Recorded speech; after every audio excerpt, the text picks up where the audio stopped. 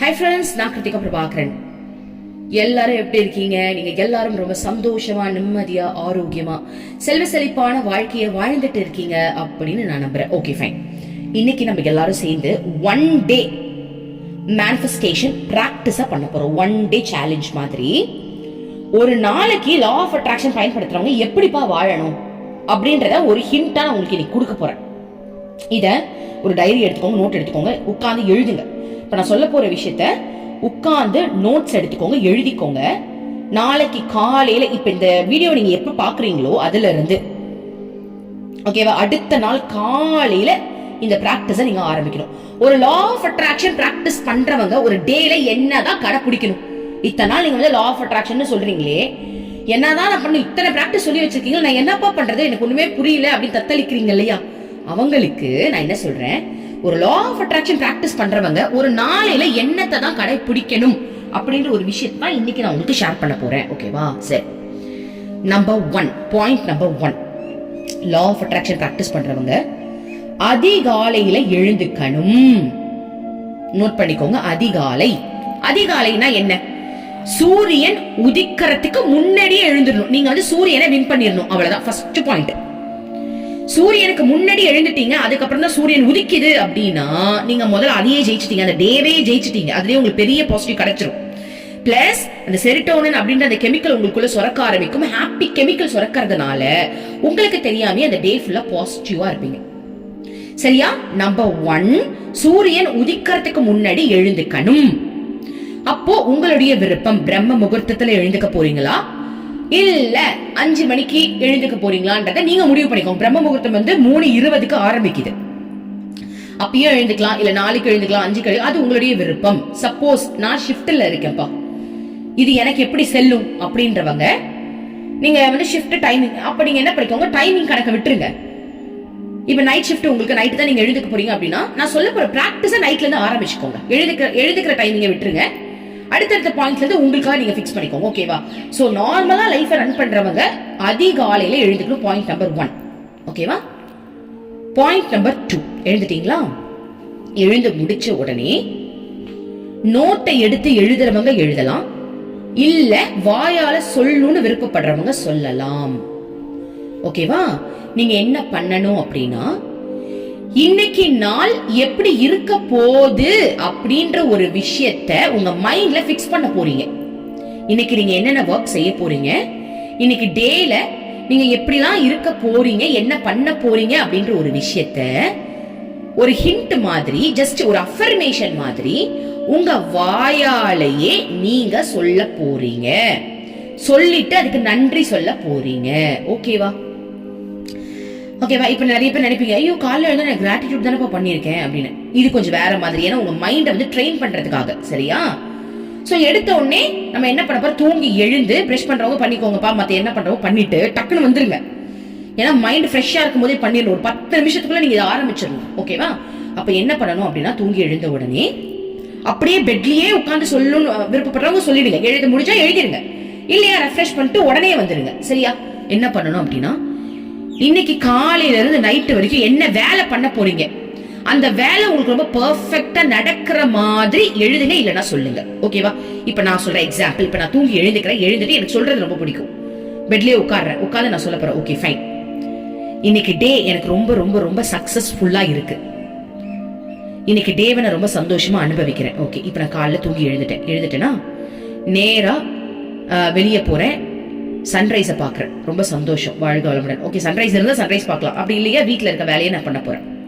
Okay, so இன்னைக்கு வந்து நான் காலையிலேயே வந்து வீட்டில் வந்து இந்த லஞ்ச் செய்ய போறேன், இத்தனை மணிக்கு நான் முடிக்க போறேன், என் பசங்க கலப்ப போறேன், ஸ்கூல்ல போய் நான் விட போறேன், அதற்கு நன்றி, நான் இந்த வேலையெல்லாம் கரெக்டாக செஞ்சுட்டு இருக்கேன். அதுக்கப்புறம் வந்து ஒரு 8 மணிக்கு நான் வந்து வீடியோஸ்க்கான வாய்ஸ் ரெக்கார்டு வந்து போட போறேன்.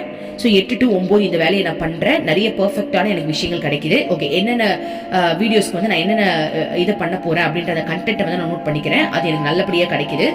அதுக்கப்புறம் வந்து என்னுடைய டேல வந்து நான் என்னுடைய கிளைண்ட்ஸ் கிட்ட நான் பேச ஆரம்பிக்க போறேன். 10 மணிக்கு எனக்கு கால் ஸ்டார்ட் ஆக போகுது. ஸோ 12:30 வரைக்கும் என்னுடைய கிளைண்ட்ஸ் கிட்ட நல்லா பேசிட்டு இருக்கேன். எனக்கு வர கிளைண்ட்ஸ் எல்லாருமே ரொம்ப நல்லா பாசிட்டிவா இருக்காங்க. அவங்களுக்கு நான் நிறைய இன்ஃபர்மேஷன்ஸ் நான் கொடுக்குறேன். அவங்க வந்து பேசுனதுக்கு அப்புறம் ரொம்ப நிதானமா மாறிடுறாங்க. அவங்க லைஃப்ல நிறைய நல்ல விஷயங்கள் நடக்குது.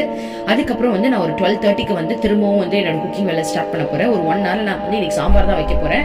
இன்னைக்கு உருளைக்கிழங்கு நான் பொரிக்க போறேன். அதுக்கப்புறம் வந்து ஒரு 2 o'clock வந்து நான் வந்து திரும்ப வந்து என் பசங்களை வந்து கூப்பிடுறதுக்காக நான் வந்து கிளம்ப போறேன். அப்ப என் பசங்க நல்லபடி நான் கூட்டிட்டு வீட்டுக்கு வரேன். ஒரு 3 o'clock வந்து நான் திரும்பவும் வந்து கிளைண்ட்ஸ் கிட்ட பேச ஆரம்பிக்க போறேன். அப்படின்னு நைட்டு வரைக்கும் நீங்க என்ன வேலை செய்ய போறீங்க? இது வந்து என்னோட வேலைப்பா, ரொம்ப சிம்பிளா இருக்கனால ஈஸியா சொல்லிட்டேன். நீங்க யோசிங்க, உங்க வேலை என்ன இருக்க போகுது?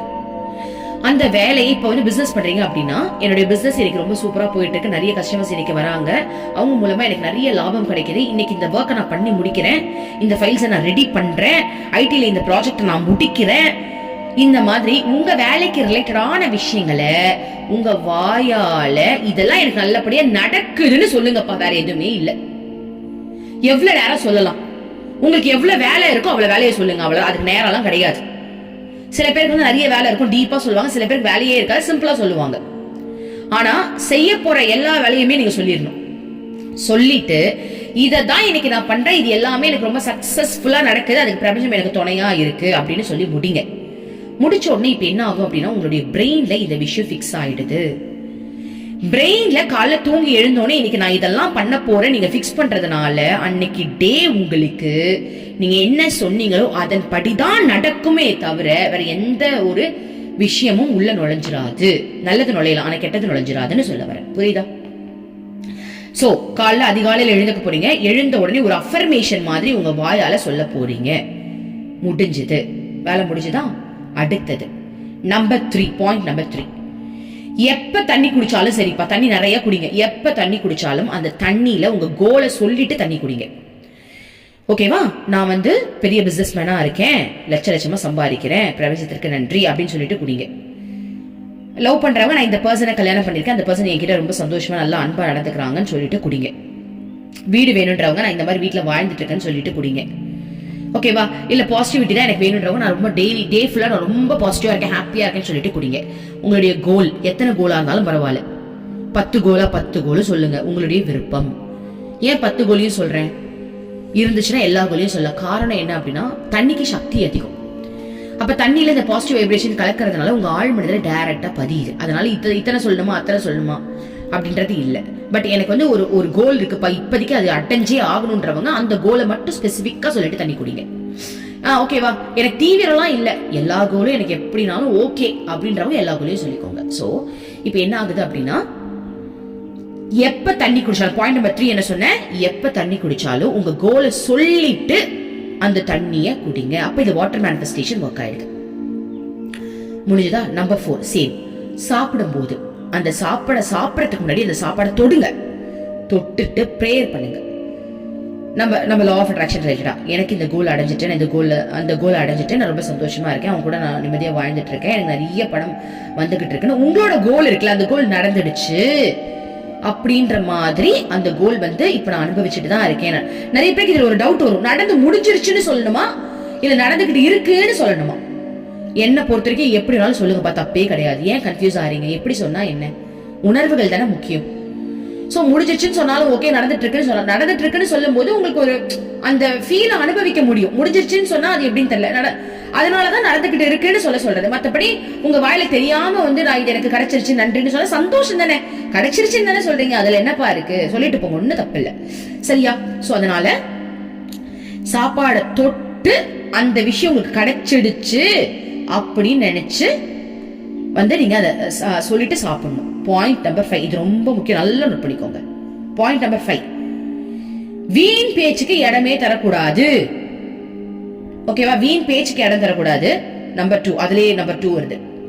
என்ன அப்படின்னா, தேவையில்லாத விஷயத்த பார்க்க கூடாது, தேவையில்லாத விஷயத்த பேசக்கூடாது, தேவையில்லாத விஷயத்த கேட்க கூடாது, தேவையில்லாத விஷயத்த பார்க்கவும் கூடாது, பேசவும் கூடாது. அதை நான் என்ன சொல்ல வரேன்னா, நீ ஒரு விஷயம் செய்யும் போது ஒரு நிமிஷம் யோசிங்க, இதன் மூலமா நமக்கு ஏதாவது பெனிஃபிட் இருக்கா? இல்லன்னா அதை பண்ணாதீங்கப்பா, வேஸ்ட். அதை பண்ணி ஒரு பிரயோஜனமும் கிடையாது. ஒருத்தவங்க கிட்ட பேசுறீங்க, நல்ல விஷயங்கள் பேசுறீங்களா பேசுங்க, கடவுளை பத்தி பேசுறீங்களா பேசுங்க. ஆனா வீண் பேச்சு பேசக்கூடாது. காசிப் பேசவே கூடாது. புரளி பேசுறது பேசவே கூடாது. புரளி பேசிட்டீங்கன்னா லைஃப் நீங்க முடிச்சுக்கிறீங்கன்னு அர்த்தம். இன்னொருத்தவங்க கதையை உட்கார்ந்து நீங்க பேசுறீங்கன்னா உங்க லைஃப நீங்களே முடிச்சுக்கிறீங்கன்னு அர்த்தம். அது பேசி என்ன பிரயோஜனம்? அதுல என்ன சந்தோஷம் கிடைக்க போகுது? அது தயவு செஞ்சு பேசாதீங்க. புரியுதா? அப்ப நான் என் மனசுல இருக்கிறதுல யார்கிட்டதான் போய் சொல்றது, யார்கிட்டதான் கொட்டி தீக்கிறது அப்படின்னா, ஓகே அது உங்களுக்கு ஃப்ரெண்டு கேக்குறாங்க அப்படின்னா கொட்டி தீர்த்து முடிச்சிருங்கன்றேன். அதை ஒரு சந்தோஷப்பட்டு சந்தோஷமா பேசாதீங்க.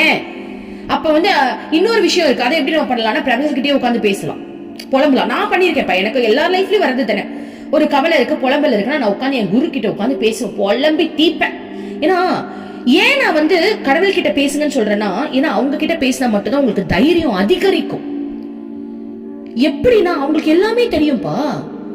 அப்போ நீங்க பண்ண தப்பையும் அவங்க கிட்டதான் ஓப்பனா சொல்ல முடியும்.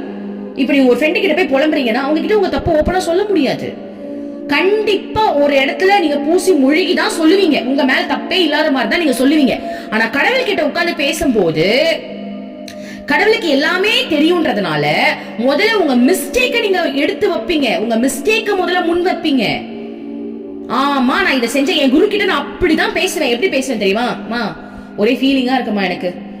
என்ன தெரியுமா பண்ண இன்னைக்கு? நான் இன்னைக்கு பெரிய அப்பாட்டகர்னு நினைச்சிட்டேன். ஆமாமா கொஞ்சம் அகங்காரம் காட்டிட்டேமா, என்ன மன்னிச்சிரு.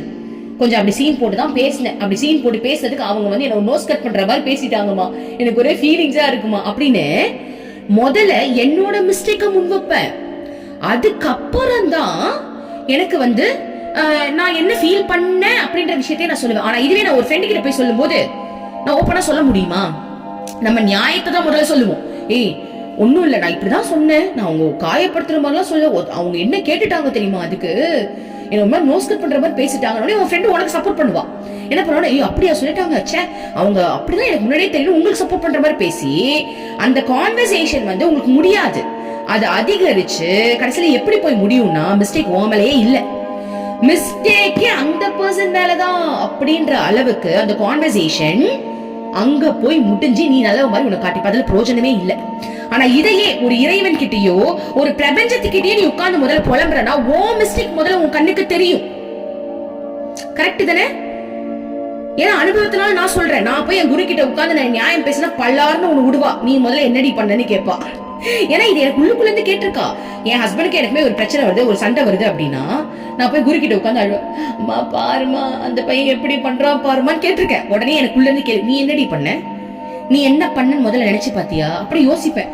நான் என்ன பண்ண, ஓ ஆமாப்பா நான் தான் முதல்ல ஹாஷா பேசினேன், ஆமாமா நான் அப்படி பேசினால்தான் அப்படி பேச, சாரிமா அப்படின்னு சொல்லிப்பேன். ஓகேவா? சாரி சொல்லிட்டு அதுக்கப்புறம் நான் புலம்ப ஆரம்பிப்பேன். சரி இப்ப என்ன, நான் அப்படிதான் பேசிட்டேன், அதுக்கு என்ன அவன் கொஞ்சம் அடங்கி போயிருக்கலாம்ல.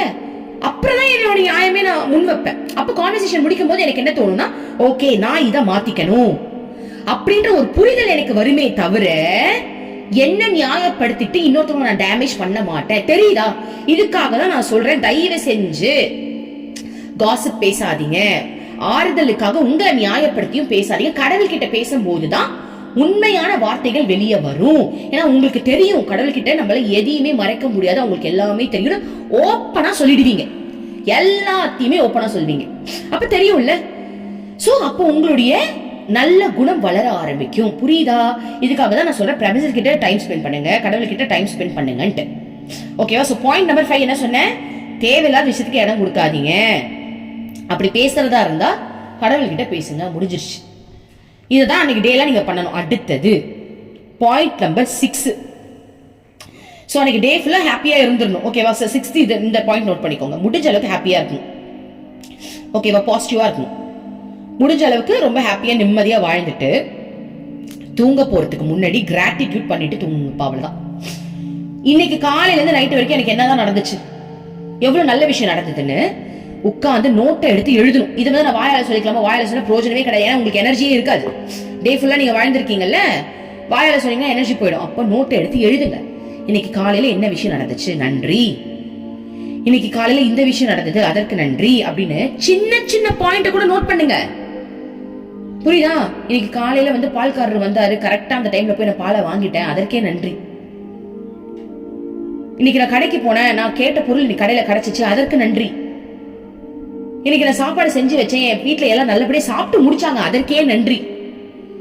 இன்னைக்கு டே வெற்றிகரமா நடந்ததுப்பா, நல்லபடியா நடந்துச்சு, இன்னைக்கு டேல வந்து நாங்க எல்லாருமே ரொம்ப சந்தோஷமா தான் இந்த நாளை வந்து எனக்கு கடவுள் கொடுத்திருக்காரு, அதற்கு நன்றி அப்படின்னு அந்த நன்றி உணர்வோட தான் நீங்க தூங்கணும். அப்ப 6வது பாயிண்ட் என்ன? பாசிட்டிவா இருக்கணும். தூங்கறதுக்கு முன்னாடி கிராட்டிடியூட் செஞ்சுட்டு தான் தூங்கணும். அவ்வளவுதான். நோட் பண்ணிக்கிட்டீங்களா? இந்த 6 பாயிண்ட் தயவு செஞ்சு எழுதி வச்சுக்கிட்டு ஒரு நாள் ஒன் டே சேலஞ்ச் மாதிரி வச்சுக்கலாம். நாளைக்கு ஒரு நாள் இந்த 6 செஞ்சு பாருங்க. அதுக்கு ஒரு நாள் மட்டும் செய்யக்கூடாது, இது நீங்க டெய்லி ஃபுல்லா லைஃப் ஃபுல்லா செய்யணும். அப்ப நிறைய பேர் கேட்பீங்க, நான் ஆல்ரெடி வேற பிராக்டிஸ் எல்லாம் பண்றேனே, அதெல்லாம் பண்ணலாமா? பண்ணுங்க, நோ ப்ராப்ளம், தாராளமா பண்ணுங்க. ஆனா எதுவுமே பண்ணாதவங்க, ஒரு பிளாங்கா இருக்கிறவங்க, இப்ப நான் சொன்ன இந்த 6 பாயிண்ட்டையும் நீங்க செஞ்சுட்டீங்க அப்படின்னா உங்க லைஃப்ல என்ன நடக்கும்? உண்மையாவே அதிசயங்கள் நடக்க ஆரம்பிக்கும். ஓகேவா? உங்க லைஃப்ல நீங்க கேட்காத நல்ல விஷயம் கூட தொடர்ந்து நடக்கும். நீங்க மேனிஃபெஸ்ட் பண்றது சூப்பரா நடக்கும்பா. ஓகேவா? 6 பாயிண்ட் புரிஞ்சிருச்சா? இது எத்தனை பேர் ஃபாலோ பண்ண போறீங்கன்னு சொல்லுங்க. எத்தனை பேர் என் கூட சேர்ந்து உங்க லைஃப மாத்த போறேன்னு சொல்லுங்க. சரியா? நம்ம எல்லாருமே சேர்ந்து அச்சீவ் பண்ணலாமா? ரொம்ப நன்றி. இதை பண்ணிட்டு எத்தனை பேருக்கு ஒர்க் ஆச்சுன்னு சொல்லுங்க. ரொம்ப நன்றி. Thank you universe.